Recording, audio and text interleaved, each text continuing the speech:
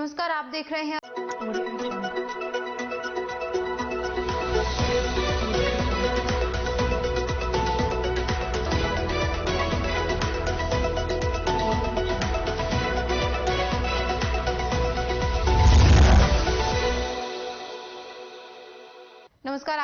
Alwar news में आकांक्षा पारिक। नजर डालते हैं आज की सुर्खियों पर। रामगढ़ में सरसों के खेत में मिला गौमांस, हिंदू संगठनों ने जताया रोष, आरोपियों की गिरफ्तारी की मांग की।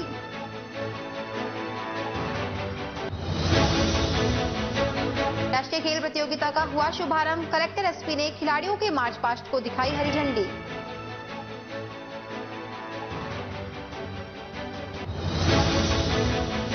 एनईवी थाना पुलिस ने चोरी के 3 आरोपी किए गिरफ्तार, चोरी का किया बाल बरामद।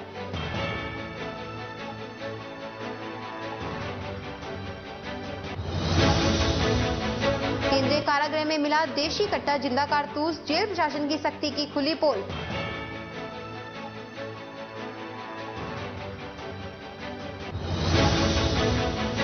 अब खबरें विस्तार से।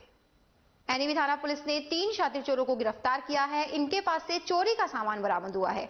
पुलिस ने बताया कि 23 दिसंबर को इन लोगों ने भाटिया कॉलोनी के एक घर में चोरी की घटना को अंजाम दिया था। पीड़ित की शिकायत पर जांच पड़ताल कर रही पुलिस टीम लंबे समय से इन लोगों की तलाश में थी। पुलिस तीनों चोरों से पूछताछ कर रही है और इनका पुराना रिकॉर्ड खंगाल रही है। पुलिस ने गोपेश, राहुल, सुनील उर्फ सुन्नी को गिरफ्तार किया है। तीनों मन्नाका रोड पटेल नगर के निवासी है। पुलिस ने बताया कि 23 दिसंबर को भाटिया कॉलोनी के मकान नंबर 64A में रहने वाले नरेंद्र के घर में इन लोगों ने चोरी की घटना को अंजाम दिया था। नरेंद्र किसी काम से बाहर गए थे। उनकी पत्नी सरकारी शिक्षक हैं, वो भी अपने स्कूल गई हुई थी। पीछे से चोरों ने चोरी की घटना को अंजाम दिया। घर में रखे जेवरात, 25,000 रुपए व अन्य सामान लेकर फरार हो गए। पुलिस ने आसपास क्षेत्र में लगे सीसीटीवी कैमरों की मदद से चोरों की पहचान की। एनईवी थाना प्रभारी सुरेश कुमार ने बताया कि चोरों से सोना चांदी की 3 अंगूठी, 1 चांदी का सिक्का, 2 आर्टिफिशियल हार, चोरी की बाइक व अन्य सामान बरामद किया है। पुलिस टीम आरोपियों से पूछताछ कर रही है। परिवादी नरेंद्र सिंह पुत्र पूर्ण सिंह राजपूत ने 23 तारीख को एक रिपोर्ट दर्ज कराई कि मैं मेरे घर के काम से कहीं बाहर चला गया था और मेरी पत्नी जो शिक्षक है वो अपनी ड्यूटी पर चली गई थी। जो ड्यूटी पे वापस आई तो घर में सामान बिखरा हुआ था, जिसमें सोने की अंगूठी 3 और चांदी की पायजेब और हार, मंगलसूत्र, चांदी के सिक्के और जो भी गहने थे वो गायब मिले। इस पर उन्होंने रिपोर्ट दर्ज कराई। पुलिस रिपोर्ट दर्ज करने के बाद इसका इन्वेस्टिगेशन किया गया। तो इस घटना में 3 मुलजिमों को गिरफ्तार किया गया। गोपेश पुत्र अशोक कुमार, राहुल पुत्र लूला और सुनील उर्फ सन्नी पुत्र भूरिया को गिरफ्तार किया गया, जिससे उक्त माल जो चोरी गए थे वो बरामद किए गए, जिनको पीसी न्यायालय में पेश कर जेल भेजा। ग्लोबल ताज इंटरनेशनल फिल्म फेस्टिवल में अलवर के पवन शर्मा को शॉर्ट फिल्म सेवा एक प्रथा में शानदार अभिनय के लिए बेस्ट एक्टर के लिए अवार्ड दिया गया। पवन शर्मा ने बताया कि फिल्म साइना के लीड एक्टर ईशान नकवी ने बधाई दी है और कहा कि छोटे छोटे शहरों में भी अच्छी प्रतिभाएं हैं, बस जरूरत है उन्हें पहचान कर आगे लाने की। फेस्टिवल इन प्रतिभाओं के लिए प्लेटफॉर्म है। इस शॉर्ट फिल्म के माध्यम से बताया गया कि आज भी गाँव में सेवा जैसी कुप्रथा विद्यमान है, जिससे समाज में अशिक्षा बल, मजदूरी, बाल विवाह जैसी कुप्रथाएं फैल रही है। इस शॉर्ट फिल्म के निर्देशक संजीव रतन हैं, जो कि 5 बार के राष्ट्रीय फिल्म पुरस्कार के विजेता हैं। अखिल भारतीय गुर्जर महासभा की तरफ से मुख्यमंत्री के नाम अतिरिक्त जिला कलेक्टर को ज्ञापन देकर निलंबित उप सभापति घनश्याम गुर्जर को सभापति का कार्यभार दिलाने की मांग की है।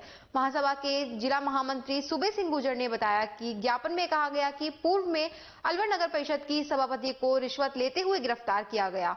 उनके निलंबन के बाद सभापति पद का कार्यभार संवैधानिक रूप से उप सभापति को मिलना था, लेकिन कुटिलता पूर्वक एवं न्यायालय में विचाराधीन विषय को भी नजरअंदाज करते हुए सभापति के साथ उप सभापति को भी निलंबित कर दिया, जो असंवैधानिक है। ज्ञापन देने वालों में महासंघ के प्रदेश प्रवक्ता डॉक्टर राजकुमार गुर्जर, ब्लॉक अध्यक्ष जयराम गुर्जर, कमल पोसवाल आदि शामिल रहे। ग्राम पंचायत बुर्जा की ढाणी में कैबिनेट मंत्री शकुंतला रावत ने मूर्ति का उद्घाटन किया। इस मौके पर ग्रामवासियों ने कैबिनेट मंत्री का स्वागत किया। इस अवसर पर सरपंच संघ अध्यक्ष गेंदाराम बैंसला, बोरीलाल बागड़ी, पीसी रावत, कबूलचंद, महेंद्र पोसवाल, महेश पोसवाल, राकेश पोसवाल, राजेश आदि मौजूद रहे। कैबिनेट मंत्री ने बुर्जा में स्वर्गीय देवकरण पोसवाल एवं धर्मपत्नी स्वर्गीय श्रीमती भवरी देवी के मूर्ति अनावरण कार्यक्रम में मुख्य अतिथि के रूप में शिरकत की। शहर की एसटीसी कॉलेज में 2 माह से शिविर चल रहे हैं। शिविर के दौरान कोरोना गाइडलाइन का ध्यान रखा जा रहा है। असल में कोरोना की वजह से काफी दिनों से शिविर नहीं लग रहे थे। रीट परीक्षा और सेकेंड ईयर का रिजल्ट आने से शिविर लगाए जाएंगे। भारत स्काउट गाइड अलवर द्वारा निरंतर ये 2 महीने से कैंप चल रहे हैं और क्योंकि काफी समय से कैंप नहीं लग रहे थे तो बच्चों की जो गुणात्मक प्रगति है वो भी बाधित हो रही थी। अब हमने राज्य पुरस्कार के कैंप लगाए हैं विगत दिनों में।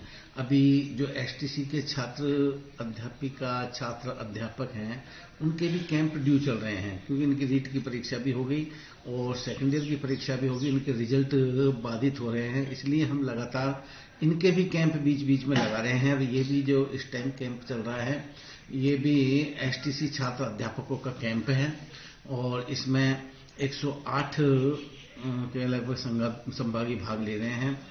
तो इनका भी कैंप बहुत जरूरी है।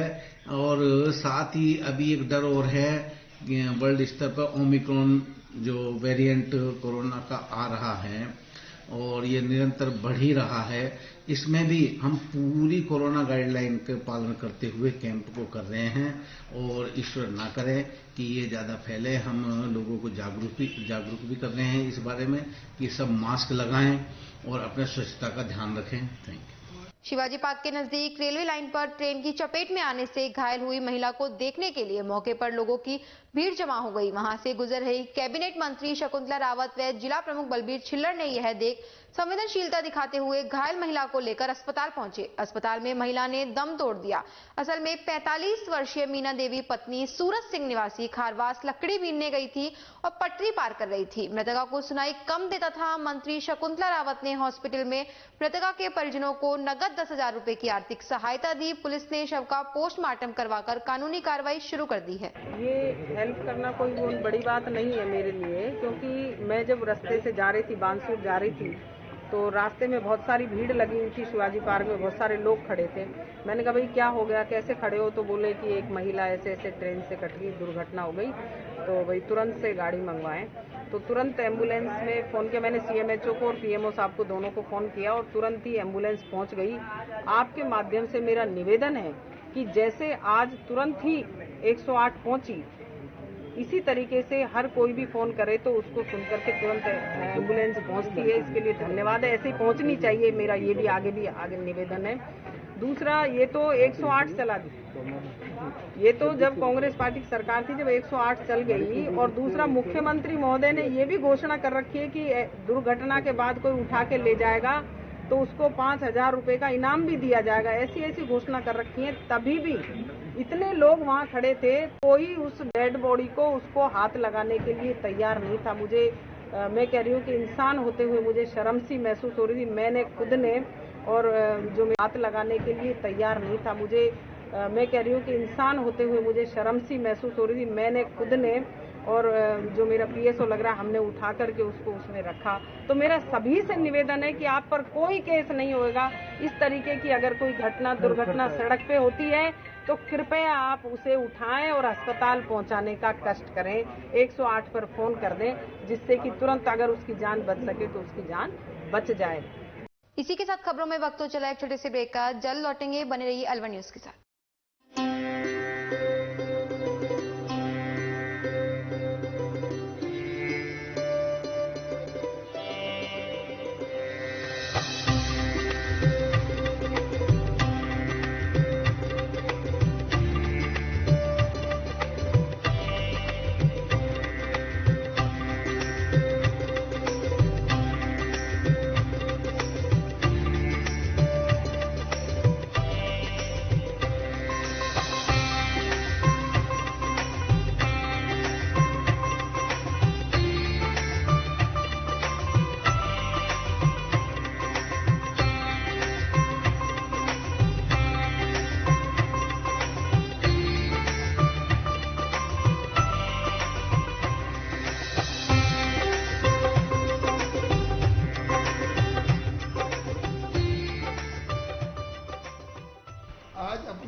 शालीमार में बाबा ठाकुरदास एंड सन्स की कलाकंद की शॉप का ओपनिंग हुआ।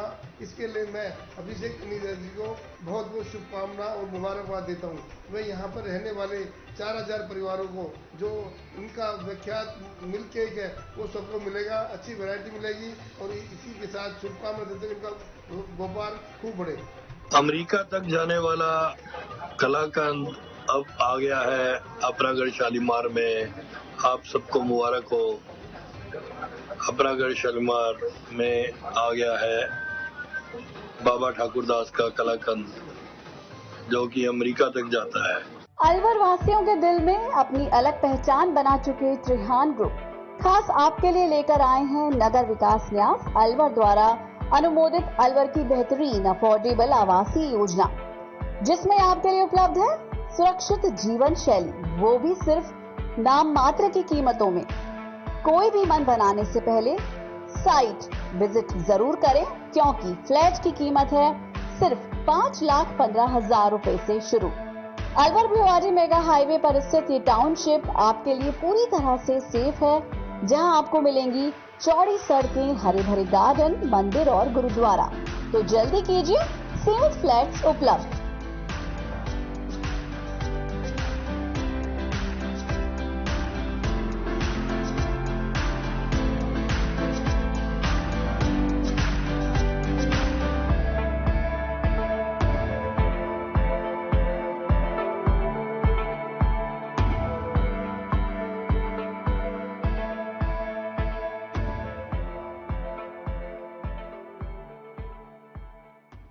तेज दिमाग, पैनी नजर और निर्णय लेने की क्षमता आपको बनाती है देश का स्वर्णिम भविष्य।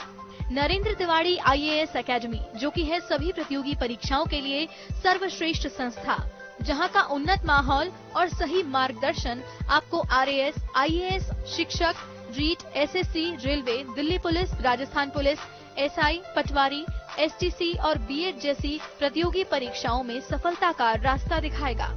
अलवर की सर्वश्रेष्ठ प्रतियोगी संस्था Narendra Tiwari IAS academy, railway station के पास, लिटिल बर्ड स्कूल के पीछे, नेहरू नगर, अलवर।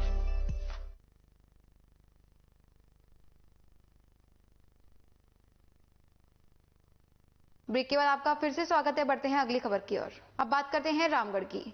रामगढ़ कस्बे के समीप सागर मैरिज होम और नंगा की जोहड़ के सामने सड़क के दूसरी तरफ सरसों के खेत में गौ मांस मिला है। ग्रामीणों की सूचना पर थाना अधिकारी रामनिवास मीणा ने मौका मुआयना किया और गौ मांस को जांच के लिए जब्त किया। इधर गौ मांस मिलने पर हिंदू धर्म प्रेमियों को मालूम चलने पर सैकड़ों की संख्या में एकत्र हो आक्रोश जताने लगे। अनेक हिंदू संगठन और धर्म प्रेमियों द्वारा क्षेत्र में हो रहे गौ अत्याचार पर अंकुश लगाने और गौ हत्या करने वालों की शीघ्र गिरफ्तारी को लेकर रामगढ़ विश्व हिंदू परिषद अध्यक्ष जवाहर तनेजा और पूर्व सरपंच देवेंद्र दत्ता के नेतृत्व में DSP कमल सिंह मीणा, थाना अधिकारी रामनिवास मीणा और SDM कैलाश शर्मा को ज्ञापन सौंप शीघ्र कार्यवाही की मांग की। साथ ही चेतावनी दी है कि यदि पुलिस ने शीघ्र गिरफ्तारी नहीं की तो मजबूरन हिंदू संगठनों को एक बड़ा आंदोलन करना पड़ेगा। ज्ञापन देने के दौरान देवेंद्र दत्ता उर्फ संटू, जवाहरलाल तनेजा, मोती, रितेश कुमार, गौरव भगत सिंह, श्यामलाल शर्मा, सुरेश, नरेंद्र, रवि कुमार, पंकज सहित अनेक हिंदू धर्म प्रेमी मौजूद रहे। सोनागढ़ ग्राम रामगढ़ में नंगा की जोड़ के पास गुलरबास में सुबह एक गाय के अवशेष कटे हुए मिले, जिसमें सिर था और उसका पैर था। गाय को 3-4 खेत घसीटा गया, उसकी फिर निर्मम हत्या की गई, उसकी आंत ओझड़ी। वहीं मौके पर पुलिस को बड़ी मिली। हम सब गए, हिंदू भक्त सब वहाँ पहुँचे और वहाँ पर उसका सिर मिला, उसका पैर मिला। लगातार जो ये घटनाएं हो रही हैं, गायों की जो हत्याएं हो रही हैं, जब से ये शासनकाल आया है, गहलोत जी की सरकार आई है, इन गायों की रक्षा के लिए कोई भी प्रबंध नहीं हो रहे हैं। जितनी भी गाय और ये बिंजार यहाँ रामगढ़ क्षेत्र में अब हैं, उनमें भी कम से कम 15 से 20 चोटिल हैं। लगातार उन पर वार किया जा रहा है, कभी कुल्हाड़ी से वार कर रहे हैं, कभी फर्शी से वार कर रहे हैं। बार बार प्रशासन को अवगत कराया जा रहा है, मगर प्रशासन द्वारा इनके खिलाफ कोई भी कार्रवाई नहीं हो रही। आज जो ये घटना हुई है, बहुत बड़ी घटना है कि गाय की बहुत ही निर्मम तरीके से हत्या की गई। पूरे 3-4 खेत तक उसका खून ही खून फैला हुआ है। और आज से 5 दिन पहले भी उसके बगल वाले खेत में भी ये घटना हुई। क्योंकि ये है कि पुलिस की रात्रि गश्त रहती है, रोड के नज़दीक था, तो फिर ऐसा घटनाएं क्यों हो रही हैं? लगातार ऐसी घटनाओं से जो हमारे हिंदू धर्म है, इसकी भावनाओं को आघात लग रहा है। अगर ऐसा चलता रहा, प्रशासन द्वारा इस पर कोई कार्रवाई नहीं की गई, तो हिंदू धर्म बहुत ही बड़े आंदोलन के रूप में एक ऐसी कार्रवाई करेगा जिसका मुंह तोड़ जवाब स्वयं प्रशासन को छोड़कर अपने हाथ में लेगा और इसका जवाब देगा।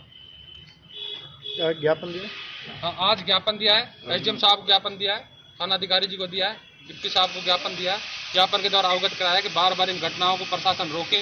लगातार हम ज्ञापन दे रहे हैं, घटनाएं होती जा रही है।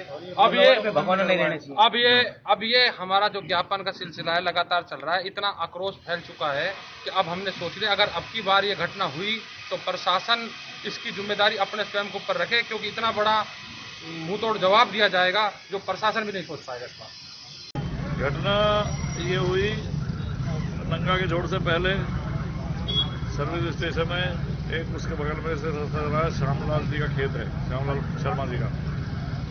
वहाँ पर कोई रात को उनको कसी हो गई। जैसे ही वो श्यामलाल जी सुबह पानी देने के लिए वहाँ पहुंचे खेत में, तो उन्होंने देखा कि वहाँ पर एक गाय कटी हुई पड़ी है जिसकी मुंडी अलग है, पैर अलग है, मांस के टुकड़े अवशेष खून अलग हैं, सब चीज़ें पड़ी थी। उन्होंने जब हम लोगों को सूचना दी थी हम वहाँ पहुँचे, हमने वहाँ पर देखा। उसके बाद पुलिस प्रशासन को बुलाया। पुलिस प्रशासन ने मौके पर पहुँचकर उसका सिर और पैर और उसका जो बीच का धड़ है वो बरामद किया। सर आज एक हमारे नंगा के जोड़ के बगल में एक रास्ता जा रहा है श्यामलाल जी के खेतों के पास। वहाँ पे सुबह सूचना मिलती है कि एक गोवंश का सर काट के फेंक रखा है और पूरे खेत में खून हुआ पड़ा है। ऐसा लगता है कि वहीं पे हत्या की गई है। उसके बाद खून पूरे एरिया में मट्टी से खूनों को दबाया गया है, किंतु वो फिर भी दिखाई दे रहे हैं। और सर एक तरफ काट के फेंक दिया गया है और पैर एक तरफ फेंक दिए गए हैं। पुलिस को पता लगा इस घटना? ये पुलिस को हमने खुद ने सूचना की है और मौका मुआयना करके उन्होंने कपड़ों के थैलों में और जो भी अवशेष बचे हैं उस जीव के वो सारे पुलिस को प्रोवाइड करवाए हैं। हमारे रामगढ़ में ये घटनाएं अब तो बिल्कुल आम हो चुकी हैं। हर आए दिन ये घटनाएं आपको देखने को मिल जाएंगी। जीवों के सर अलग कर्म करके अलग पटक देते हैं और बाकी उसके मांस को बेच दिया जाता है। लगातार यहाँ भगोनों में रोड किनारे और उनको बेचा जाता है, जिसको प्रशासन को कई बार कहा गया है, परंतु फिर भी कोई कार्रवाई नहीं होती है, ना कोई सुनवाई होती है। और प्रशासन अगर हिंदू समाज खुद अगर खड़ा हो गया तो उसका जिम्मेदार फिर प्रशासन होगा, या तो इसमें रुकवाई कराई जाए। समाज सेवी संगठन दी आर्टिस्ट मानव सेवा समिति बहरोड की नई कार्यकारिणी का गठन किया गया। दी आर्टिस्ट मानव सेवा समिति की मासिक बैठक का आयोजन समिति संरक्षक जादूगर शिव कुमार के निवास स्थान पर हुई। बैठक में समिति से जुड़े कुछ खास मुद्दों को लेकर चर्चा हुई, साथ ही कुछ नए फेरबदल भी किए गए। साथ ही नई कार्यकारिणी का गठन किया गया, जिसमें सर्वसम्मति से समिति के अध्यक्ष पद पर पंकज पेंटर, विजय दिवाली को मनोनीत किया गया। साथ ही उपाध्यक्ष पद पर शेर सिंह अजीजपुर, सचिव शिवा वाल्मीकि, कोषाध्यक्ष रामपत चोपड़ा, उप सचिव राजवीर मोहन पेंटर, उप कोषाध्यक्ष चौहान पेंटर, मीडिया प्रभारी संजय बागड़ी, संगठन मंत्री रघुवीर बैग कबूल, मंच संचालक मंत्री उमेश, सलाहकार मंत्री सरोज सुल्तान, कैलाश सोड़ावास, पूर्व व्यवस्था प्रभारी रमेश व हितेंद्र सहित सर्वसम्मति से जय घोष के साथ जादूगर शिव कुमार को संरक्षक पद पर मनोनीत किया गया। समिति संरक्षक जादूगर शिव कुमार की तरफ से सभी समिति सदस्यों को कोरोना काल में जन जागरूकता अभियान चलाने के लिए कोरोना योद्धा के रूप में स्मृति चिन्ह देकर फूल माला पहनाकर सम्मानित किया गया। अलवर शहर के आईटी कॉलेज में राष्ट्रीय खेल प्रतियोगिता आयोजन किया जा रहा है। इस प्रतियोगिता में कई अंतर्राष्ट्रीय पदक प्राप्त खिलाड़ी एवं राष्ट्रीय कीर्तिमान स्थापित कर चुके खिलाड़ी भाग ले रहे हैं। जिला अध्यक्ष अंकित कौशिक व जिला सचिव नीरज कपूर ने बताया कि प्रतियोगिता में भारत के 30 राज्यों से खिलाड़ी भाग ले रहे हैं। गौरतलब है कि 30 दिसंबर को दोपहर 1:30 बजे तक नंगली सर्किल अलवर पर जिला कलेक्टर नन्नूमल पहाड़िया और जिला पुलिस अधीक्षक तेजस्विनी गौतम ने खिलाड़ियों को झंडे दिखाकर मार्च पास्ट का शुभारंभ किया। आज 31st इंडियन स्ट्रेंथिंग लिफ्टिंग के इस कार्यक्रम में कई देशों के अच्छे खिलाड़ी आए हैं और हमारे देश के और कई राज्यों के खिलाड़ी आज एकत्रित हुए हैं। हमें बहुत ही अच्छा लग रहा है। मैं और एसपी मैम दोनों साथ साथ हैं। हमें भी ये मौका मिला कि इस कार्यक्रम को झंडी दिखाई जाए। कोविड की गाइडलाइन की पालना करते हुए ये अपना एक रैली आयोजित कर रहे हैं और एक शहर के लिए एक अच्छा मैसेज दे रहे हैं कि एक्चुअली खिलाड़ी को खेल भावना से रहना चाहिए और खेल में रुचि रखनी चाहिए। तो मैं समझता हूँ इस कार्यक्रम से अलवर शहर के लोगों को एक नई प्रेरणा मिलेगी खेल के प्रति और जागरूकता बढ़ेगी। हमारा अलवर शहर भी खेलों में अपना अच्छी रुचि रखता है और अलवर के खिलाड़ियों ने भी कई पदक जीते हैं। ये कार्यक्रम अलवर के लिए बहुत ही गर्व की बात है कि अलवर में आयोजित हो रहे हैं। मैं और एसपी मैम जो भी हम सहयोग कर सकते हैं उसके लिए हम तैयार हैं और इनकी सुरक्षा व्यवस्था और बाकी अन्य सामान्य व्यवस्थाओं में भी हमारी हेल्प की आवश्यकता होगी तो हम निश्चित रूप से करेंगे, हम इनका ध्यान रखेंगे। देखिए, विभिन्न राज्यों के और नेपाल से काफ़ी अच्छे खिलाड़ी नेशनल फेम के, इंटरनेशनल फेम के यहाँ पे आए हैं। डेफिनेटली अलवर के जो उभरते खिलाड़ी हैं उनके लिए बहुत बड़ी प्रेरणा की बात है, उनके लिए बहुत इंस्पिरेशन की बात है। उनको देखेंगे इस रैली में, वो उनके सामने से गुजरेंगे पैदल, तो डेफिनेटली मैं उम्मीद करती हूँ कि जिस तरीके का इंफ्रास्ट्रक्चर अलवर में है, हमारा स्टेडियम हो, चाहे हमारे पास जो कोचेज हों, चाहे जो डेडिकेशन जो है और विभिन्न सरकार की स्कीमें हैं जो आज युवाओं के लिए और जो स्पोर्ट्स में जाना चाहते हैं उनके लिए बहुत अच्छी तरीके से एंकरेजमेंट है। तो जैसे हरियाणा को अक्सर कहा जाता है कि स्पोर्ट्स कैपिटल है स्टेट, वैसे ही मैं चाहूंगी कि राजस्थान के लिए भी हमारे बच्चे कोई कम नहीं है किसी से, और उनको आना चाहिए और मेहनत करें, और डेफिनेटली जो मेहनत करता है उसको उसका सफलता का फल जरूर मिलता है। तो आज ये इंस्पिरेशन लेके बच्चे, अलवर के बच्चे आगे बढ़ें, यही मेरी कामना है। स्वागत है, धन्यवाद। कैसा फील हुआ इस आयोजन को लेकर? अब इस स्तर पे जो आयोजन हो रहे हैं और आप इसमें सम्मिलित हैं, किस तरह की आप बात मोटिवेट करना चाहेंगे आपसे जुड़े हुए जो खिलाड़ी हैं लोग? सबसे पहले तो मैं हमारे बबुल दा को मैं धन्यवाद देना चाहता हूँ जिन्होंने हमको यहाँ पर बुलाया, और जैसे मैं यहाँ पर आया हूँ इसी बहाने से राजस्थान में मैं घुमा तो यहाँ के जितने भी दोस्त लोग जो भाई बहन हैं बड़ा अच्छे आदमी हैं, सब प्यार बहुत मिला उन लोग का, बहुत प्यार करते हैं। तो लाइफ में मैं पहले बार 1000 से ज्यादा जो आदमी हैं पहले पार्टिसिपेट कर रहे हैं, मैं पहले बार देख रहा हूँ। मैं आयरन गेम में जुड़ा हूँ 30-32 साल से, तो मैं इतना एक्साइटेड हूँ कि कल कैसे गेम होगा कोई देखना चाहता हूँ। ये जो गेम है ये वर्ल्ड चैंपियनशिप में सिलेक्शन हो रहा है, तो हमको बबुल दा ने बोला कि हमको इतना, मैं उनका आभार हूँ। तो अभी मैं सुना कि अभी हमारे कलेक्टर सर भी आ रहे हैं, सब आ रहे हैं, तो हम लोग रैली में जा रहे हैं। किस तरह की तैयारियां हैं इसमें? बहुत सारे कंपटीटर हैं आपके साथ जी, किस तरह का प्रिपरेशन कर रखा है आपके खिलाड़ियों ने? नहीं, हम लोग भी तैयार के साथ में आए हैं, अब सोच के तो आए हैं फर्स्ट हो जाएंगे, लेकिन देखते हैं गेम में क्या होता है। क्या अचीवमेंट मान के बैठे हैं, किस स्टेज तक जाने का आपका प्रयास रहेगा? अब स्टेज तो फर्स्ट ही होना है, अच्छे सोच के आएंगे जी। आपका पहले तो अलवर में स्वागत है। Thank you. किस तरह की तैयारी है आप लोगों की, किस तरह का आपका अचीवमेंट का आप लोगों ने एम बना रखा है, क्या है? तैयारी तो हमने बहुत अच्छे से किया है क्योंकि हम बहुत ज़्यादा प्रैक्टिस करते थे, और अचीवमेंट ऑब्वियसली हम सिर्फ पॉजिटिव सोचते हैं और हमें तो लाइक मेडल लेकर ही जाना है अपने स्टेट के लिए, और उसके बाद हम अपना देश भी रिप्रेजेंट करना चाहते हैं इंटरनेशनल में जाकर। तो जो खिलाड़ियों की यहाँ पे संख्या है तकरीबन 1000 के करीब जी, किस तरह का टफ लग रहा है आपको पूरा मामला? और खासकर महिलाओं के लिए ये खेल अलग अचीवमेंट करता है हासिल। इंडिया में क्या होता है कि सिर्फ पुरुष लोगों का ज़्यादातर स्पोर्ट्स में ज़्यादा वो लोग भाग लेते हैं और महिला लोग हमेशा पीछे रहते हैं। लेकिन ना, हमको साबित करना है सिर्फ लड़के लोग के लिए स्पोर्ट्स नहीं है, लड़कियां भी आगे बढ़ सकती है, लड़कियां भी लिफ्ट कर सकते हैं। Good point. नाम क्या हुआ? भावना मुखिया। अब इनका ले ले सरकार, आप इनके कोच हैं? नहीं, मैं टीम मैनेजर हूँ और मैं सिक्किम का प्रेसिडेंट हूँ। अच्छा, आप बताएं, सिक्किम की आपकी टीम भी भाग ले रही है, कितने सारे और भी अन्य खिलाड़ी हैं, अन्य जगहों से भी लोग आए, क्या आपकी तैयारी रहेगी? किस तरह का आपने मोटिवेशन कर रखा है अपने खिलाड़ियों को? सबसे पहले तो हम लोग राजस्थान और specially Alwar strength lifting association को धन्यवाद देना चाहते हैं। उन लोगों ने इतना प्रेस्टिजियस नेशनल चैंपियनशिप अलवर में किया है। और हम लोग जो सिक्किम से आए, सिक्किम का आप स्पोर्टिंग हिस्ट्री अगर देखेंगे आपको थोड़ा सा मालूम होगा तो सिक्किम में सबसे ज्यादा मेडल अभी तक स्ट्रेंथ लिफ्टिंग ही ला रहे हैं। तो हम लोगों का और वुमेन्स रिप्रेजेंटेशन भी हमारा कम से कम 30% हमारा इस कंटीजेंट में भी 30% हमारा वुमेन्स का रिप्रेजेंटेशन है। तो हम लोग we are very sure and positive we will have a very good result and will give a very good show. और जो आपके सामने प्रतियोगिता में खिलाड़ी खड़े हैं, उनको देखकर किसी तरह का आपको संशय हो? नहीं, वी आर वेरी कॉन्फिडेंट। हम लोग को मतलब पूरा कॉन्फिडेंट है। हम लोग को जो हमारा बच्चे लोगों ने ट्रेनिंग किया है, मतलब we are full confident, we are not worried. नाम सुनना? मेरा एलन तारगन।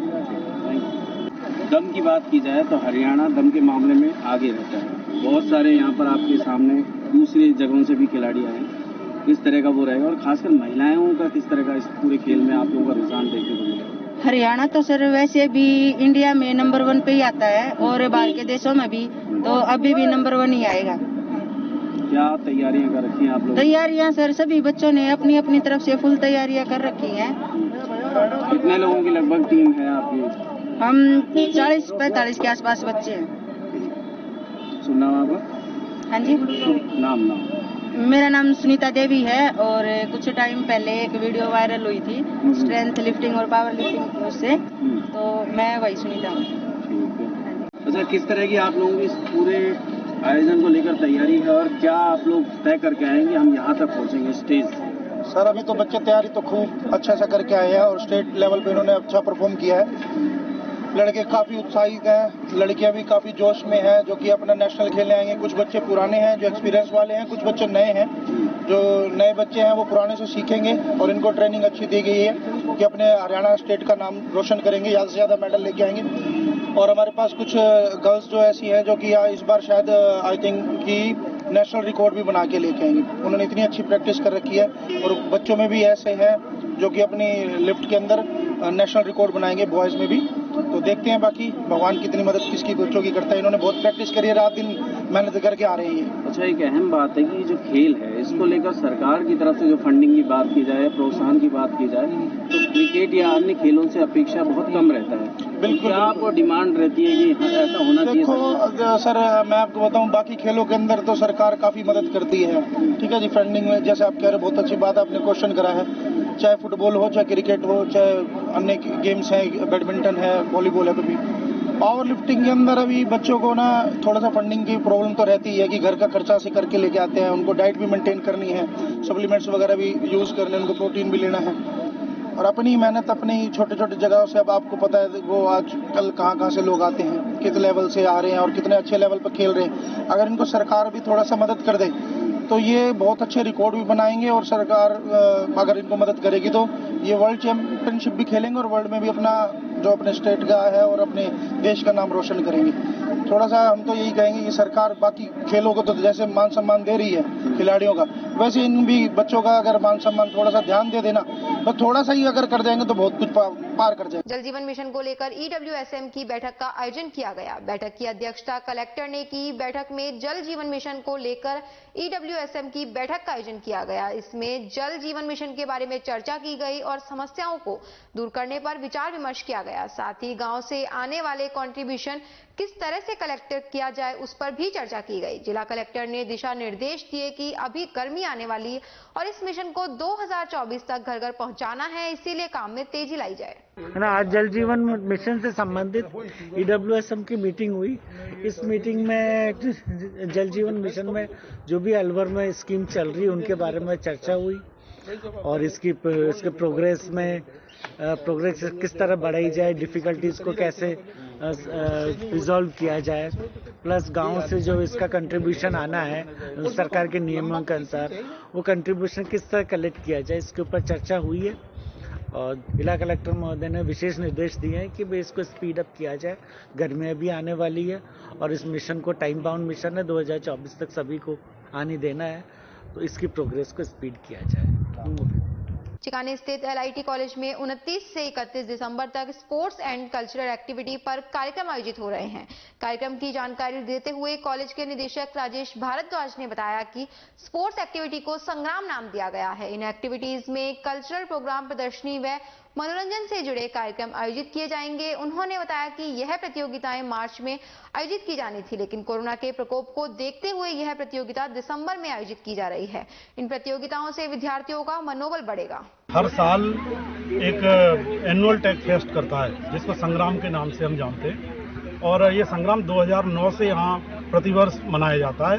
इसमें sports, cultural, technical, fun events को हम इंक्लूड करते हैं। कल्चरल और स्पोर्ट्स इवेंट जो रहती हैं वो अलग अलग कैटेगरी में डिवाइड करते हैं। कल्चरल स्पोर्ट्स जो इवेंट रहती हैं वो 3 दिन की रहती हैं, कल्चरल इवेंट 2 दिन की रहती है। ये कुल मिला के 5 दिन का एक प्रोग्राम रहता है जिसको हम स्पोर्ट्स के बच्चे रहते हैं उनको प्राइज डिस्ट्रीब्यूट करते हैं। जो हमारे एकेडमिक मेरिट के बच्चे होते हैं, जो अच्छे मेरिटोरियस बच्चे हैं जिन्होंने यूनिवर्सिटी में रैंक होल्ड की है, उन बच्चों को प्राइज डिस्ट्रीब्यूट करते हैं। और ये पूरा का पूरा जो प्रोग्राम है बच्चे इसको कोऑर्डिनेट करते हैं और यहाँ जो फैकल्टी है, स्टाफ है और मैनेजमेंट है वो उनको सपोर्ट करते हैं। इस प्रोग्राम की सबसे बड़ी खूबसूरती यही है कि सारी इवेंट्स, सारे प्रोग्राम बच्चों द्वारा कोऑर्डिनेट किए जाते हैं और अच्छे से उनको ही ऑर्गेनाइज करने का तरीका जो भी रहता है, रूल्स रेगुलेशंस, क्या करना है, कैसे देना है, क्या करना है, सारा का सारा वही डिसाइड करते हैं। LIT के एक परंपरा है कि छात्र हर वर्ष टेक्निकल इवेंट करते हैं जिसको संग्राम के नाम दिया जाता है। संग्राम के रूप में छात्र एकत्रित होकर के साल में एक बार 3 दिन का टेक्निकल इवेंट कराते हैं। उसमें बैंड परफॉर्मेंस है या इनके फन इवेंट्स वगैरह हैं, ये सब कराते हैं। ये स्टूडेंट के IQ लेवल को डेवलप करने के लिए या उनके एंजॉय करने के लिए प्रोग्राम्स ये करते हैं। इसमें हमारा स्टाफ, स्टूडेंट सहयोग करता है। इस तरह के इवेंट राजस्थान के मैक्सिमम कॉलेजों में कराए जाते हैं। इस बार हमने ये, वैसे हर साल हम इसको मार्च के महीने में कराते हैं, लेकिन इस बार हमने पहले इसलिए कराया है कि कोविड की वजह से लास्ट ईयर हम नहीं करा पाए थे। बिफोर लास्ट ईयर कराया था, लेकिन लगता है कहीं कोविड का या नए किसी वायरस का नहीं आ जाए, उसकी वजह से हमने इसको पहले करा लिया, दिसंबर में ही कराया। स्टूडेंट का जो छुट्टी, एकेडमिक लॉस नहीं हो और छुट्टियों का नुकसान नहीं हो, तो उसी छुट्टियों के मद्देनजर ध्यान रखते हुए इनको इवेंट कराई जा रही है। इसमें स्टूडेंट, स्टाफ सभी पार्टिसिपेट करते हैं।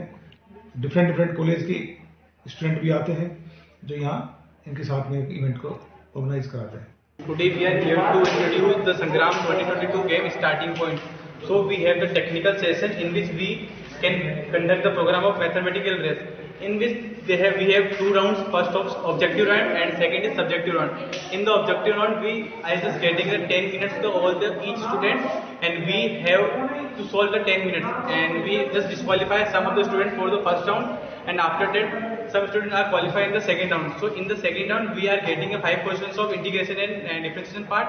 So we can get the 15 minutes all the students, and after that who can solve the first, then who is the winner of the game.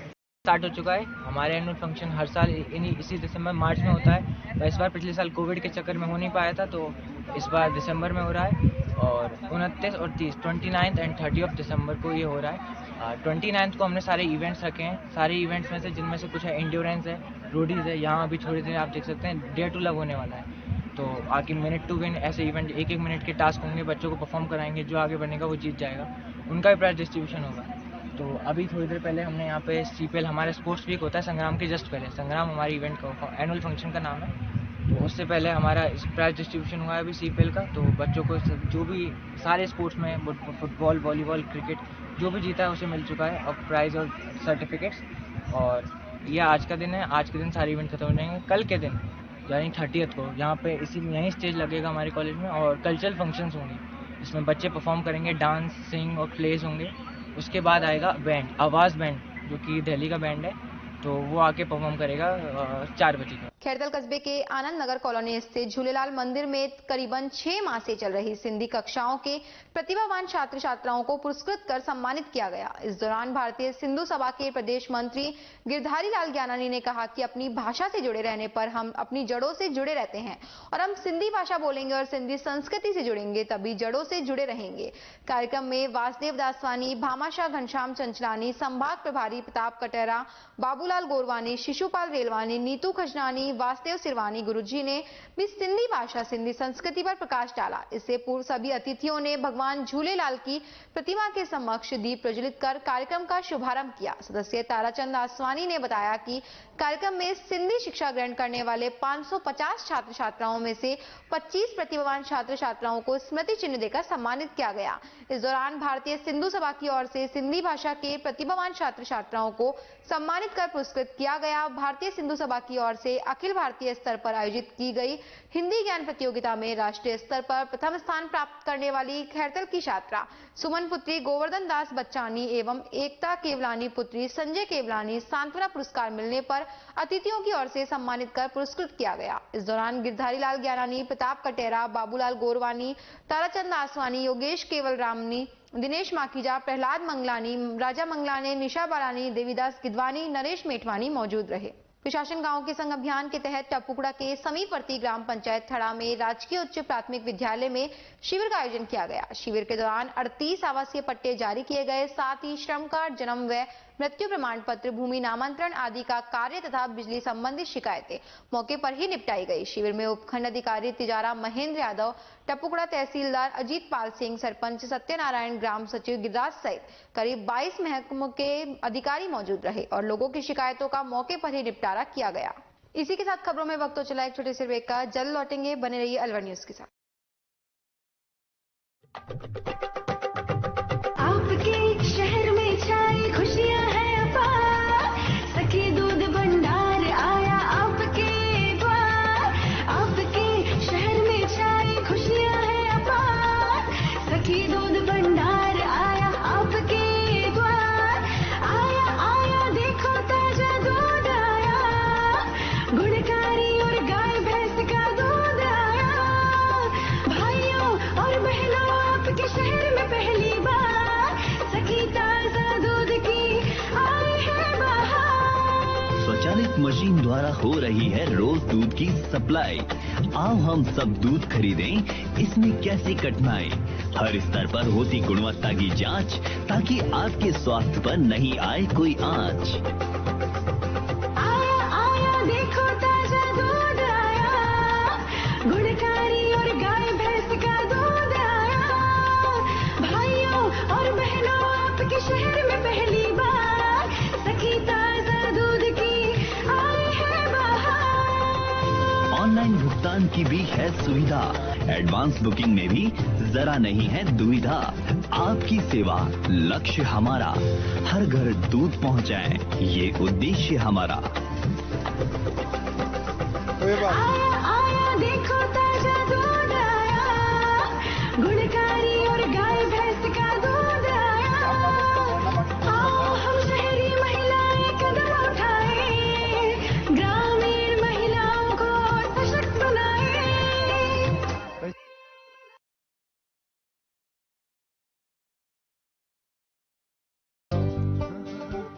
पापा मुझे भी।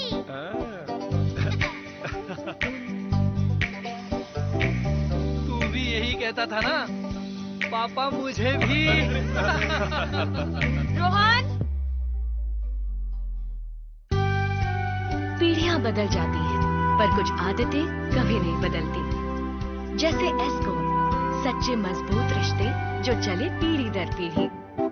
एस्को बाय जैकवा ग्रुप। ब्रेक के बाद आपका फिर से स्वागत है। बढ़ते हैं अगली खबर की ओर। अलवर सेंट्रल जेल में देशी कट्टा और जिंदा कारतूस मिलने से जेल प्रशासन की सख्ती की पोल खोल दी है। जेल के वार्ड 6 में शौचालय के पास रस्सी से लटका यह देशी कट्टा मिला है। जेल प्रशासन ने इसके बाद फिर तलाशी ली और शहर कोतवाली में मामले की रपट दर्ज कराई। वार्ड 6 में आइसोलेशन वार्ड है, यहाँ नए कैदियों को रखा जाता है। मुझे ये गुप्त सूचना मिली थी कि साहब जेल में बाहर से कोई है निषिद्ध सामग्री फेंकी गई है। अब निषिद्ध सामग्री में है मोबाइल भी हो सकते हैं और कुछ भी हो सकते हैं, किसी भी तरीके की निषिद्ध तो निषिद्ध है, रिस्की भी हो सकती है। तो उस पर है मैंने स्टाफ को अलर्ट किया था कि कुछ भी हो, जो बाहर से आया हुआ सामान है वो बरामद होना चाहिए। तो उस पर है तलाशी कराई जा रही थी। तो एक दिन पहले भी हमने तलाशी कराई थी तो रेगुलर उसमें नहीं मिला। फिर कल सुबह है उसको फिर से अचानक है तलाशी कराई गई। तो वार्ड नंबर 6 के है शौचालय के चेंबर में एक पॉलीथीन की थैली के ऊपर है कपड़े का थैला लगा करके उसको डोरी से बांध करके है उसको लटकाया हुआ था चेंबर के अंदर। तो वो डोरी थोड़ी सी बाहर दिख रही थी, तो उस डोरी को देखा गया कि ये इसका डोरी का यहाँ क्या काम। तो उसको जब देखा गया तो उसको पत्थर को हटा करके तो उसमें है भारी सी चीज़ महसूस हुई। उस भारी चीज़ को निकाला गया तो बाद में ज्ञात हुआ कि वो वेपन था। सर वार्ड नंबर 6 में कौन कौन वो एक देशी कट्टा था और फिर रेगुलर तलाशी चली रही थी, तलाशी और कराई गई तो पास में ही है, उनमें जमीन की बहुत ज़्यादा गहरा नहीं था, वो ऊपर सा ही था, वो एक कपड़े से ढका हुआ है, एक राउंड और मिला जो कि जिंदा राउंड था। सर वार्ड नंबर 6 में बताया आपने, किस तरीके के अपराधी उसमें वार्ड नंबर 6 वैसे आइसोलेशन वार्ड है और उसमें हम नए आने वाले लोगों को रखते हैं। आज जन कल्याण सेवा समिति की तरफ से डॉक्टर राजेंद्र प्रसाद गुप्ता, उनकी पत्नी ऋचा गुप्ता और उनके परिवार की तरफ से कार्यक्रम आयोजित किया गया। कार्यक्रम में प्रसाद का वितरण किया गया, जिसमें हनुमान महाराज को खीर पूरी लड्डू गजक का भोग लगाया। उसके बाद प्रसाद वितरण किया गया, साथ ही गरीब जरूरतमंदों को भोजन, गर्म कपड़े, कंबल बांटे गए। जन कल्याण सेवा समिति के तत्वाधान में माननीय डॉक्टर राजेंद्र प्रसाद जी गुप्ता एवं उनके धर्मपत्नी माननीय ऋचा गुप्ता जी, उनके सुपुत्र सह परिवार आज मंदिर जी के इस कार्यक्रम में सम्मिलित हुए। सर्वप्रथम भगवान को खीर पूरी, सब्जी, तिल्ली के लड्डू, गजक एवं केला आदि का भोग लगाया गया। समिति के पदाधिकारियों द्वारा माननीय डॉक्टर दंपत्ति का स्वागत किया गया। तत्पश्चात भोजन, निःशुल्क भोजन वितरण करते हुए सभी गरीब असहायों को ठंड से बचने के लिए माननीय डॉक्टर साहब की फैमिली द्वारा यहाँ गर्म वस्त्रों का वितरण, इसमें कंबल इत्यादि का वितरण किया गया। माननीय डॉक्टर दंपत्ति गत 6-7 सालों से जन कल्याण सेवा समिति के इस निःशुल्क भोजनशाला में अपना सहयोग प्रदान करते आ रहे हैं। इसके लिए समिति परिवार की ओर से मैं उनका हार्दिक अभिनंदन और स्वागत करता हूं और कामना करता हूं कि वो भविष्य में भी हमारा इसी प्रकार सहयोग करते रहेंगे। यहाँ जैसा कि आप लोग देख रहे हैं, ये डेली जन कल्याण सेवा समिति के द्वारा करीब कितने सालों से? मैम ये 15 साल हुए। करीब 20 सालों से यहाँ पर डेली सुबह और शाम भंडारा चलता है। डेली कम से कम 100 से 150 लोग खाना खाने आते हैं। ये लोग बहुत ही समाज सेवा का बहुत अच्छा काम कर रहे हैं और मैं यहाँ पर लगभग 5 सालों से डेली आ रही, अपने यहाँ इनसे जुड़ी हुई हूँ और जो भी हमारे यहाँ किसी का भी जन्मदिन होता है या कोई भी मांगलिक कार्य होता है तो हम लोग यहाँ पर आकर इनके भंडारे में सहयोग करते हैं और कभी कंबल, कभी स्वेटर, ये सभी वितरण करते हैं।